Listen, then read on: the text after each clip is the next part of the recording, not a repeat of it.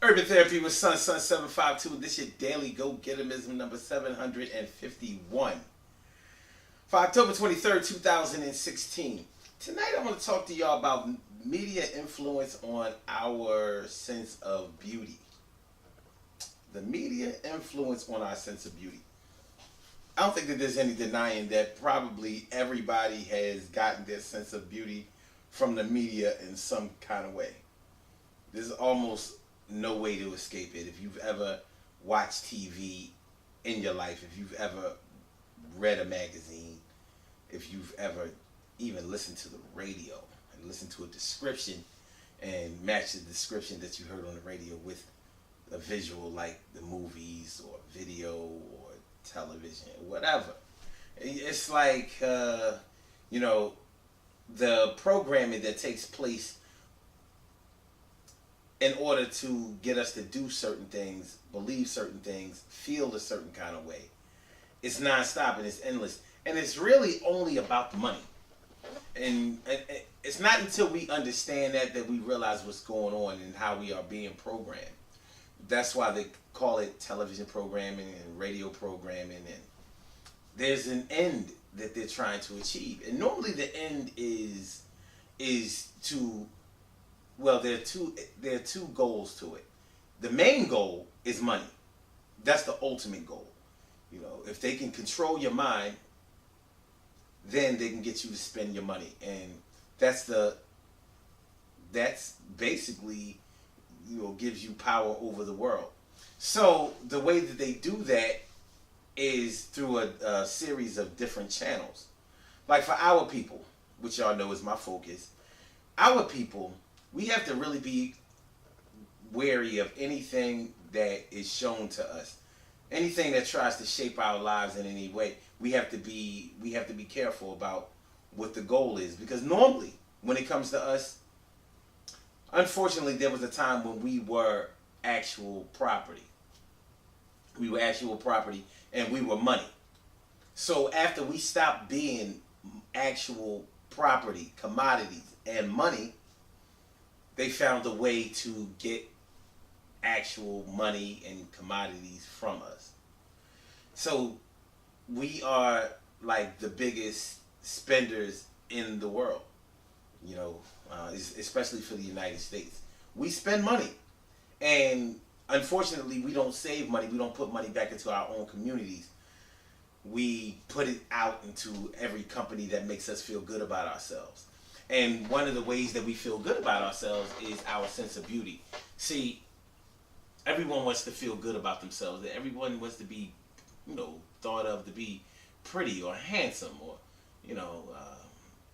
intelligent and all of these things really go towards our sense of beauty. You can be beautiful, you can be smart and beautiful, and one of the properties of that beauty is your intelligence. That's why sometimes when somebody is teaching you something or showing you something new and something that really enriches you, that's why they start to look very attractive to you. Because it's like, wow, they're opening up the world to you, and it's a great thing. But it becomes a bad thing for our community because we start to believe the hype. We start to believe that everything artificial is something that makes us feel naturally great, to the point where we forget that this whole thing, this body, this shell, is really just a temporary thing. And that's something that I can't get into this evening. But for our purposes, all I'm trying to say is this.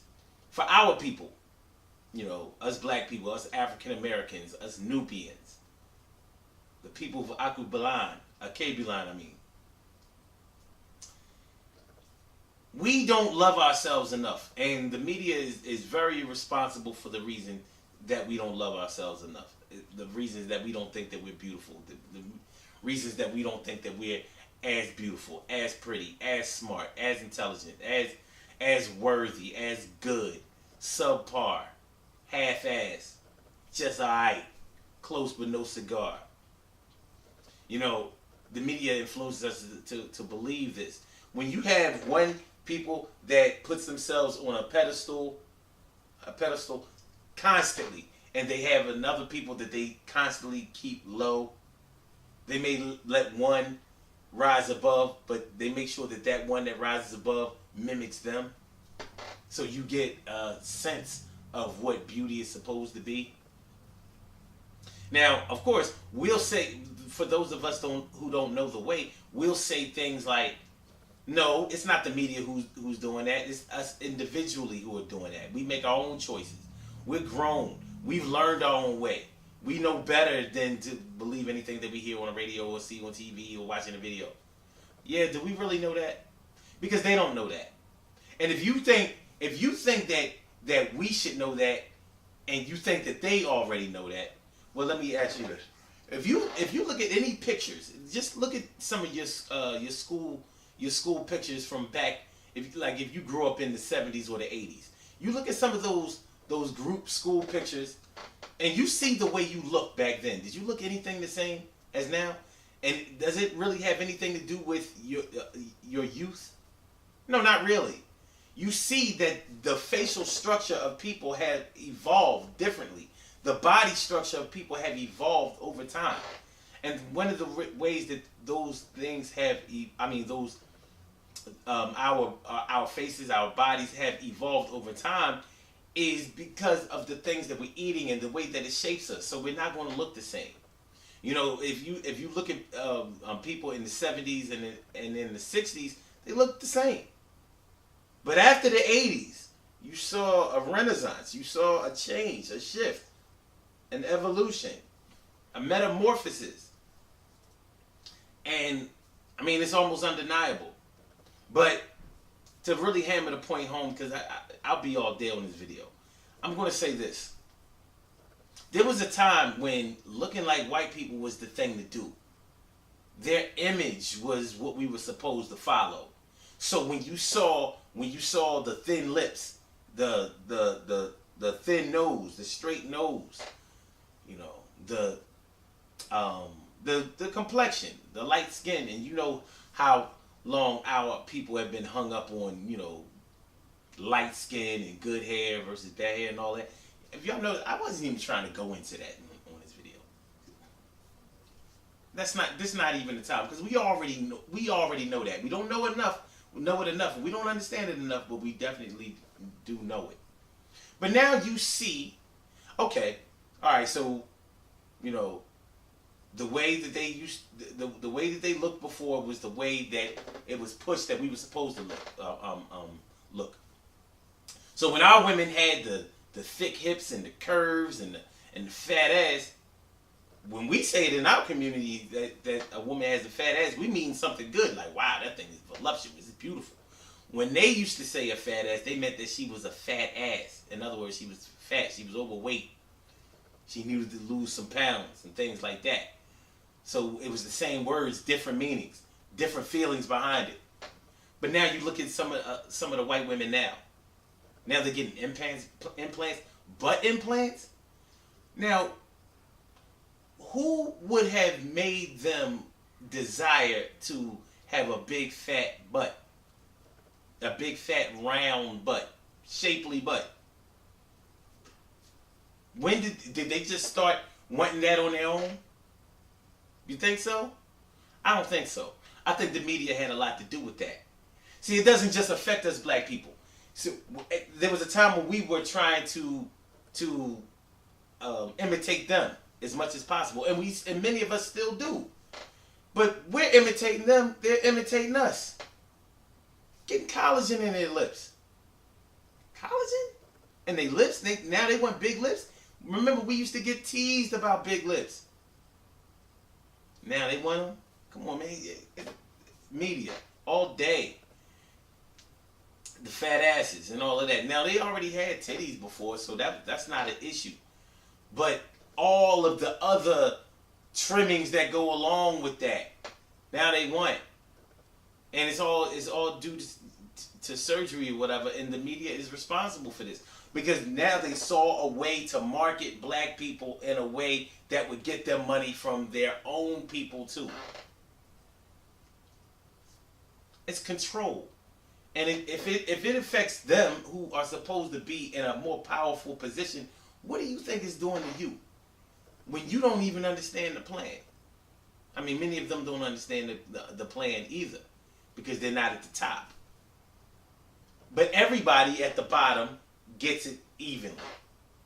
So our value system has been shaped by the media. You know what I mean? Just, come on, man. You know, I mean, after the internet came out, everything changed. Because now we have access to everything that we ever wanted to know before. Right at our fingertips. With the click of a mouse or a Google search. Whatever. So we have to make sure that we overstand this for our own purposes so we don't follow like sheep, and then we have to make sure that our babies understand the same thing, because we don't want them to grow up with all those insecurity problems, thinking that they're not good enough, they're not pretty enough, they're not smart enough, they're not worthy enough, they don't have enough value, their self-esteem is low, they don't love themselves, and they don't love anybody that looks like them, and the cycle just continues and continues and continues. See, that's our problem. That's our in-house business.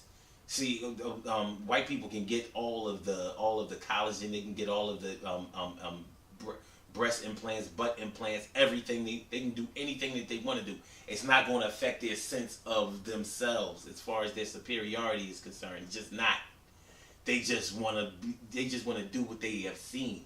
For us, it has a damaging effect, and a damaging effect that trickles down to the babies that come out of the womb, and we got to stop that. Because we don't have much room for error. We already got enough problems, man.